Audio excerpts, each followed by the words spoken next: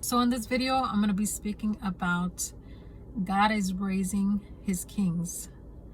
And what I mean by kings, I mean the men that are in Christ.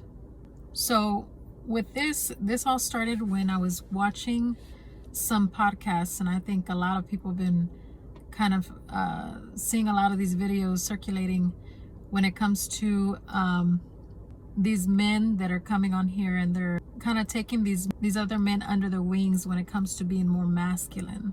This is something that is really needed, especially with all this feminism that is being pushed on people, making the man weak in these areas when it comes to being who God created him to be. But one thing that God was bringing to my attention, he was saying, although they do have good points, they're missing the foundation. They're missing their balance. Again, like I said in the last video, I said what makes a good king is that you hear from God. Because let's face it, when it comes to these people speaking, it's like they're just speaking based on their perspective. But that doesn't always mean that it's the correct way. It is not always the God way of doing things. And if you want to be successful when it comes to being a king, when you want to be the king that God has created you to be, you have to hear from him. And what God was showing me was, one thing that these influencers are speaking about, they're very focused on the masculine part. But if you notice, they're not speaking as a whole. They're not speaking as in how to be a better husband, how to be a better father. Because you're a king first in your own house. That's where it all starts. What I remember is that one thing that Christ did when he came, that I love that he did, was that he brought back the value of the woman and the child. Nowhere did you see Jesus talking down on a woman, or say when the children tried to come to him, he did not say, hey, push them away. No, he made it a point for you to know the woman and the children, they take an important role in this. They are part of your kingdom. They are part of your legacy.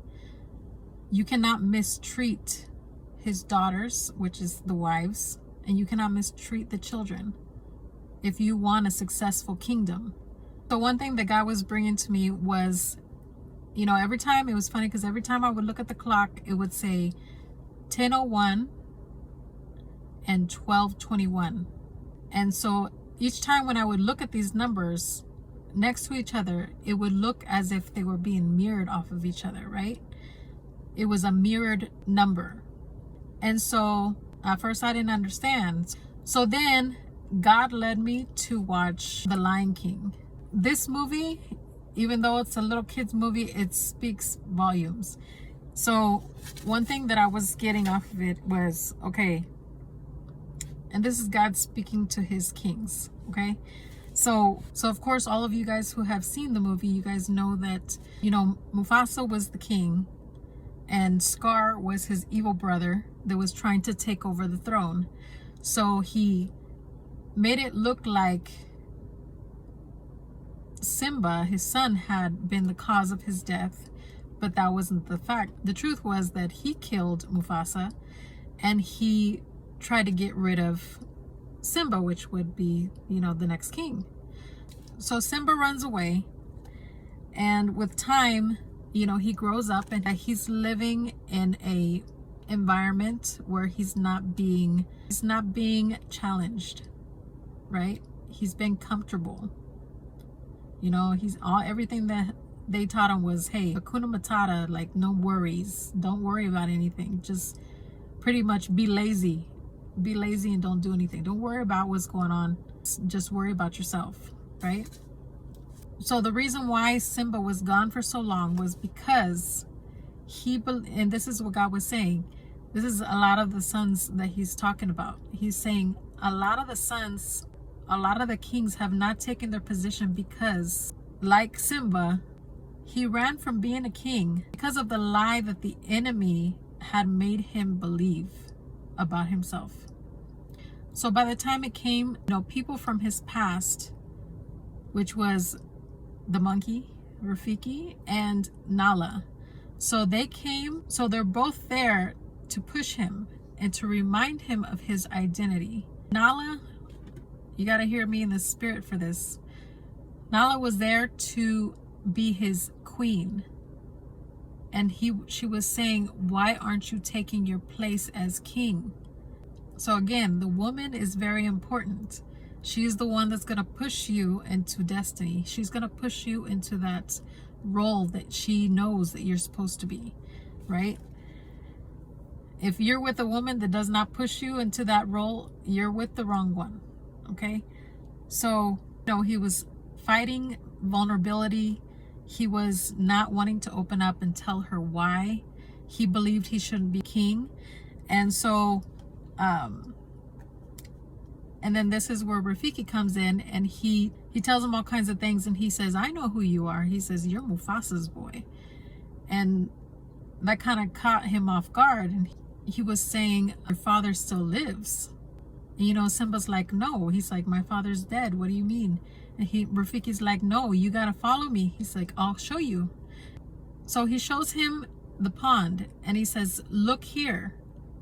And when Simba goes to look, he just sees his own reflection. So he's just like, no. He's like, that's just me. And then you got to hear this in the spirit. And he says, no. He says, look harder. So then he points at the water again, and it makes this ripple effect. When he looks again, he can see the reflection of his father. He can see the reflection of his father. And so he says, Rafiki says to him, you see, he lives in you. And then automatically I understood what God was saying.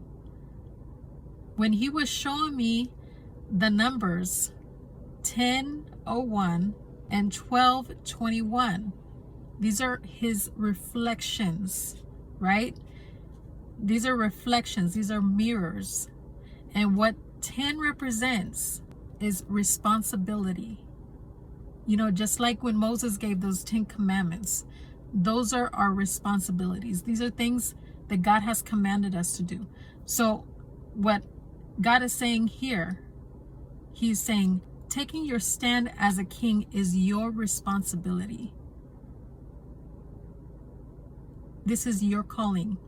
And when he was showing me the mirrored part of 12 means government, saying he wants you to take your stand so that there would come order.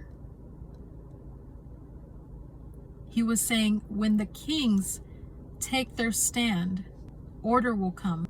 Order in the homes, order in this country, order in this world. When his kings take their stand, he wants you to mirror Christ, not these influencers. In order for you to be a king, he says, you have to be under submission of the King of Kings.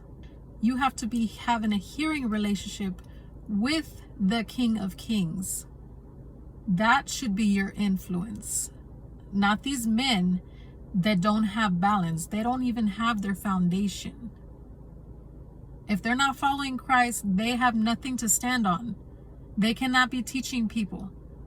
And God was very angry. In the mindset video that I made, I could feel his anger because he was saying, be careful. Tell these people, be careful how they counsel. Because they're leading a lot of people backwards. They're leading them wrong. And also I feel like God was saying that he's bringing the king in you. Even though you don't feel like you're ready, you have to understand that he's been preparing you this whole time. He's been healing you. He's been delivering you from a lot of things. And you think sometimes that you're not ready, that you're still not good enough. But God is saying, take your stand. You are a king. When I was watching this movie, he was saying, Mufasa came out of the clouds and he was speaking to Simba, and he was saying, Simba, you have forgotten who you are. You are more than what you have become. He says, you must take your place as king. And he was saying, remember who you are. You are my son. You are a king. You know, I like this part where it was saying Simba had decided to go and take his rightful place, right? So he leaves the jungle. He leaves that place of comfort. And he's running. You could just see these big old paws just like hitting the desert sands.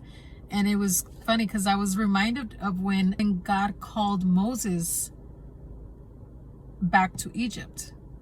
You know, Moses had all these insecurities about him, but God was like, hey, take your stand. If I have called you, take your stand. So Simba, when he gets to the place where he can see how his kingdom looks, it looks terrible. It looks deserted. It looks a mess. So finally, Nala reaches up to him and she says, it's awful, isn't it? And she says, what made you come back? And he says, I finally got some sense knocked into me. Besides, this is my kingdom. He says, if I don't fight for it, who will? And then Nala says, I will. So right here, it just shows you a companion when it comes to taking on being a king. You need your queen, right? So make sure you're choosing right. Simba goes, it's going to be dangerous. And she goes, danger? She goes, I laugh in the face of danger. So when she was saying this, it reminded me of the Proverbs 31, verse 25, when it says, she is clothed with strength and dignity, and she laughs without fear of the future. You know, this is a woman that is not moved by so much of her emotions. She's not moved by fear because she hears from God, and not all the pressure is going to be on you. It's going to be on God. She's confident in who God has called you to be and has called her to be. The role's already set. So anyways, he defeats the enemy. And that's the end of the movie. So again, God is saying he's raising his kings. He's calling his kings out to take their stand, to arise. Whatever calling he has called you to do, whatever your calling is, he's saying take your stand.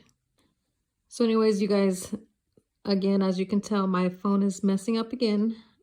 I've made plenty of space in my storage, and it's clear that the enemy just doesn't want me to make these videos. But you guys will have to pray for me on that one. But also I would like to take this time out to ask the men. Obviously, I'm not a man. I can't teach on those things. So I invite the godly men that if you feel from God, to please leave in the comments some advice, some godly advice, fatherly advice to these younger men that need guidance. So with this message, I hope that it blessed you guys. If you have any prayer requests, leave it in the comments. And until the next video, God bless.